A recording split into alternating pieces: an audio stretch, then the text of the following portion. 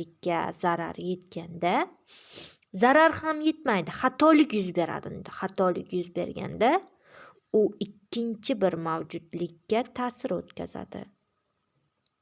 Ikkita mavjudlik agar zarar ko'rsa, u uchinchi mavjudlikka zarar keltiradi. Misol uchun, nafs tanaga zarar keltiradigan biron narsani istadi. Masalan, haddan ziyoda ko'p ovqat yeyishni istadi. Chunki ovqat shirin, mazali. Uni yarim tun bo'lganda oshqozon uchun uni ovqatni ichga kiritish, bu uning jismiy kasal bo'lishiga olib keladi. Chunki inson tunda dam olgani kabi ba'zi organlar ham dam olishi kerak.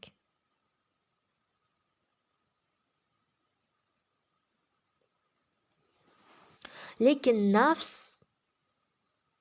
tananing, ruhning, qalbning aytganini qilmaydi. Ularning holatiga parvo qilmaydi. Ularni tushunmaydi. To'g'rirog'i, ularga e'tibor bermaydi. Lekin bu yerda hakam aql bor. U nima to'g'ri yoki nima noto'g'ri ekanligini ajratib berish uchun mavjud.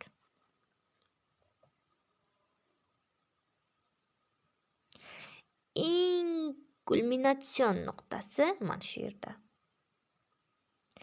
Nafs hattoki aqlni so'zini olmaganda inson jismiy kasalliklarga mubtalo bo'ladi.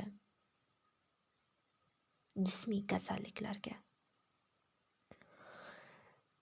Jismiy kasalliklar ruhiy kasalliklarni, ruhiy kasalliklar qalbiy kasalliklarni. Ular shunaqangi bir-biriga zanjir bo'lib chirmashib ketadiki, bu agar teskarisiga kelganda ham butun tizimni barbod etib keladi.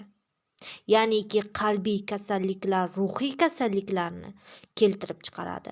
Ruhiy kasalliklar esa jismoniy kasalliklarni, jismiy kasalliklarni keltirib chiqaradi.